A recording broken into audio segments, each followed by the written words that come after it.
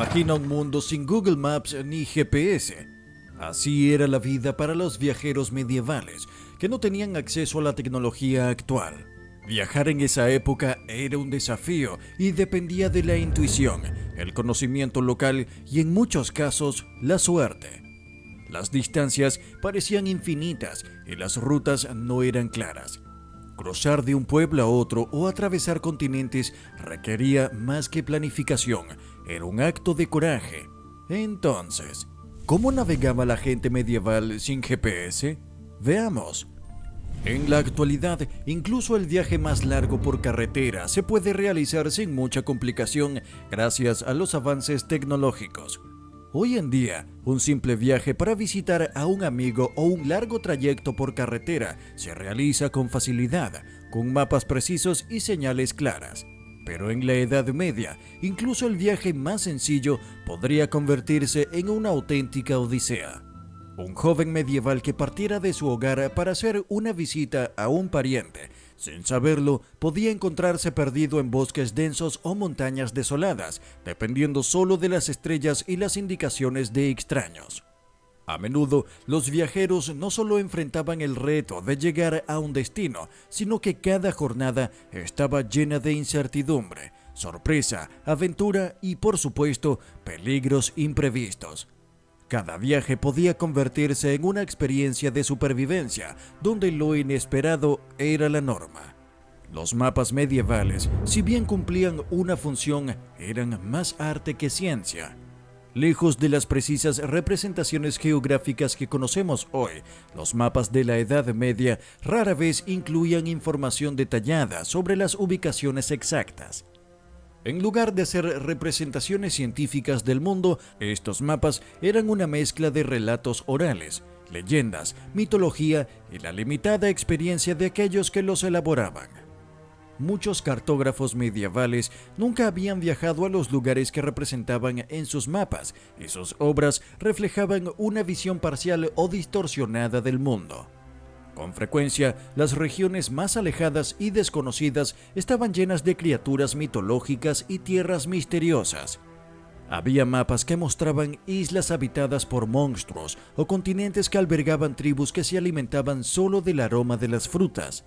Así, un mapa medieval no solo era una herramienta de navegación, sino también una especie de novela fantástica, dejando más preguntas que respuestas. Uno de los ejemplos más fascinantes de estos mapas era el Mapa Mundi de Hereford, creado alrededor del año 1300. Este mapa coloca a Jerusalén en el centro del mundo, una visión que reflejaba la importancia religiosa y espiritual de la ciudad. Aunque representaba ríos, montañas y ciertos elementos geográficos, lo más destacado era su interpretación fantástica del mundo. En lugar de ser una simple representación de territorios, el mapa estaba poblado por criaturas fantásticas, como personas con caras en el pecho y tierras que parecían sacadas de un cuento de hadas, como islas que albergaban seres de doble cabeza. Para los viajeros medievales, este mapa no solo era una referencia de ubicación, sino también un recordatorio constante de las maravillas y los peligros que acechaban más allá de lo conocido. Las instrucciones de estos mapas eran tan extravagantes como las propias ilustraciones. En lugar de decir gira a la derecha, a menudo indicaban gira a la izquierda después de la isla de los hombres perro. Viajar, según estos mapas, era una mezcla de aventura épica y desorientación. Uno de los aspectos más desconcertantes de los mapas medievales era su falta de precisión en términos de escala. Las ciudades importantes, como las grandes metrópolis comerciales, a menudo aparecían mucho más grandes de lo que realmente eran. Esto no se debía a un error técnico, sino a un reflejo de la importancia simbólica de esos lugares. Las ciudades en estos mapas se representaban de manera exagerada, creando una imagen del mundo que no tenía nada que ver con la realidad de la geografía. Los viajeros, al consultar estos mapas, podían encontrar ciudades que, según los dibujos, eran grandes y prominentes, solo para descubrir que en la práctica eran simplemente pueblos pequeños o aldeas. Aunque estos mapas parecieran más una pieza de arte fantástica que una herramienta útil, eran esenciales para quienes viajaban en aquellos tiempos, pues eran todo lo que tenían para orientarse en un mundo vasto y misterioso. Sin la tecnología moderna, sin GPS ni mapas precisos, ¿cómo podían los viajeros medievales orientarse? La respuesta, sorprendentemente, era sencilla: pedían direcciones. Sin embargo, pedir direcciones en la Edad Media no era como lo es hoy en día. Hoy, con la tecnología al alcance de la mano, un simple ¿cómo llego a cierto lugar? Se resuelve en segundos. Pero en la Edad Media, las indicaciones eran, en muchos casos, confusas o incluso incorrectas. Las personas a las que se les preguntaba podían dar respuestas que carecían de sentido o que los desorientaban aún más.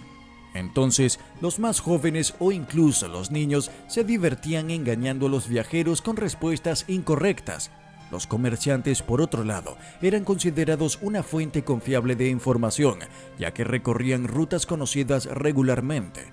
Pero incluso ellos podían cometer errores, y los viajeros que confiaban en las indicaciones de extraños a menudo se encontraban dando vuelta en círculos durante días o incluso semanas. En la Edad Media, pedir direcciones era un arte en sí mismo. No se trataba solo de preguntar, se trataba de a quién preguntar. Si se elegía a la persona adecuada, la respuesta podía ser precisa, pero si se preguntaba a alguien sin experiencia, las respuestas podían ser totalmente erróneas. Los comerciantes eran los más confiables, pero incluso ellos no siempre conocían todos los caminos. En cambio, los campesinos y aldeanos, que tal vez conocían bien las rutas locales, no siempre tenían la visión global necesaria para ayudar a los viajeros que se aventuraban más allá de sus aldeas. Además, los adolescentes, con su inclinación por las bromas, eran conocidos por dar respuestas falsas que desviaban a los viajeros de su camino, haciendo más difícil aún la tarea de encontrar el destino correcto. En la Edad Media, la línea entre lo real y lo fantástico era difusa, y esto se reflejaba directamente en los viajes.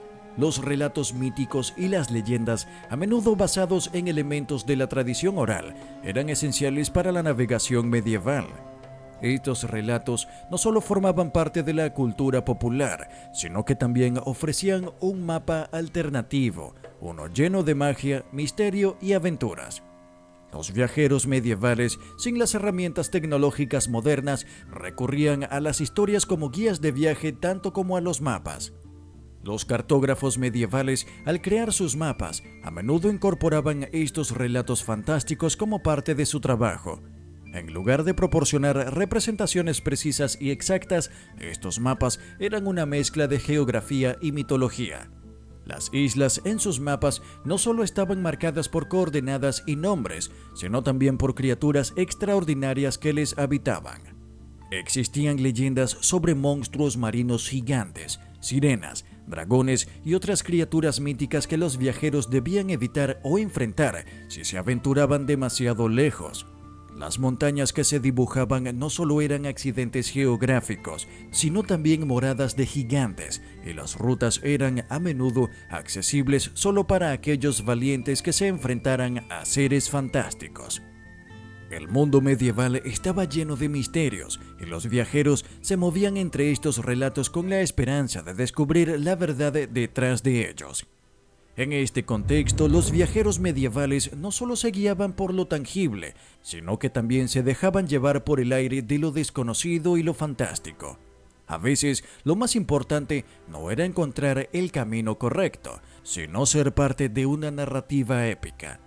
Los viajeros medievales, al igual que los héroes de las leyendas, se enfrentaban a los peligros del mundo con la esperanza de vivir una aventura que marcaría su vida.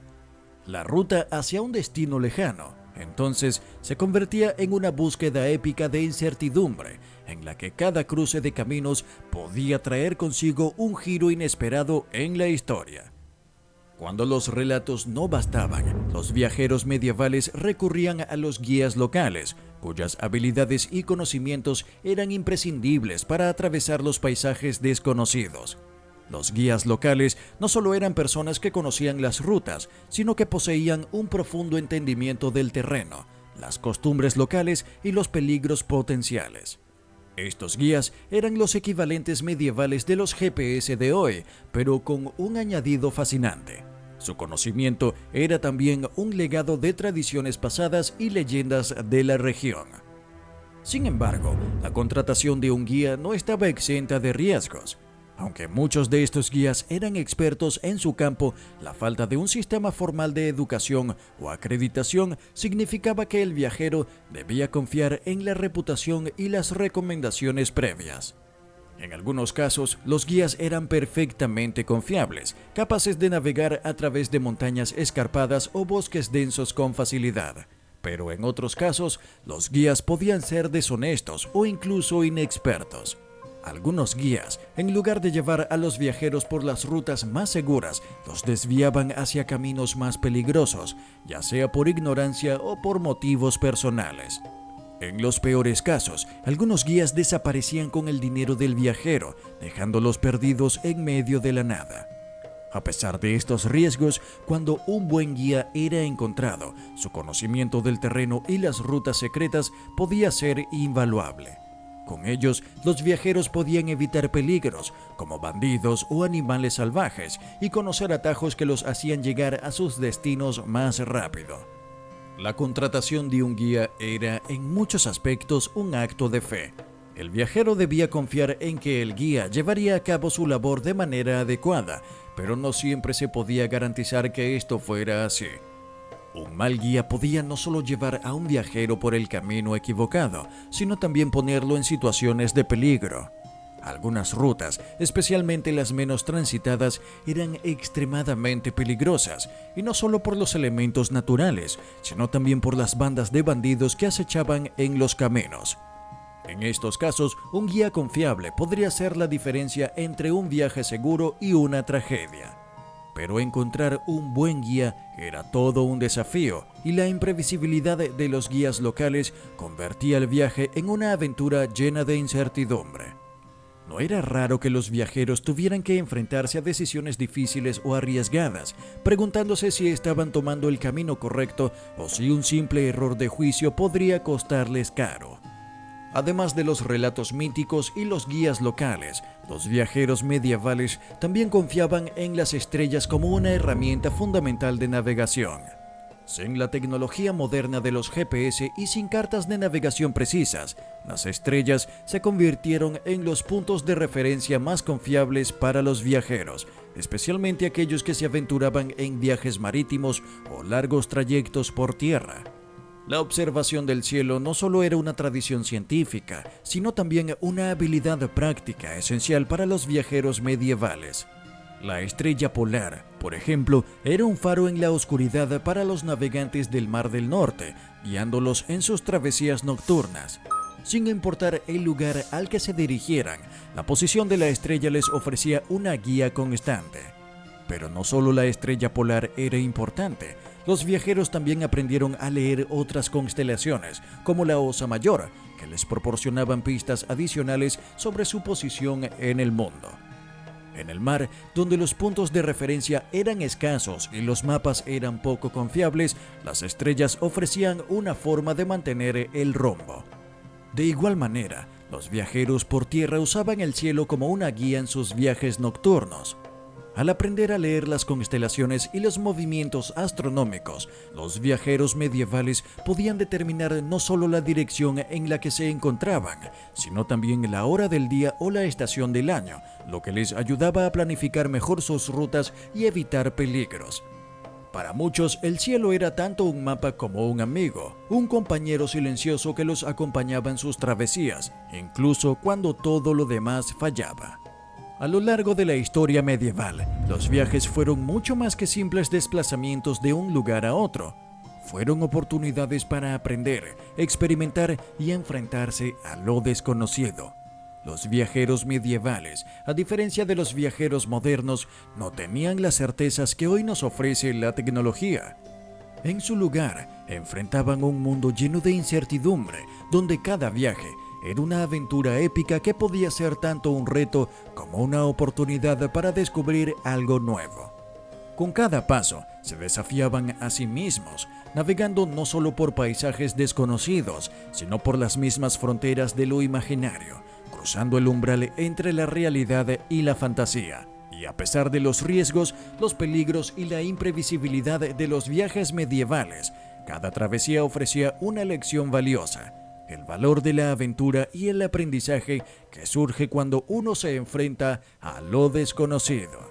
Pero claro, a pesar de los desafíos, los viajeros medievales lograron cruzar vastos territorios gracias a su ingenio, habilidades y el apoyo de guías locales.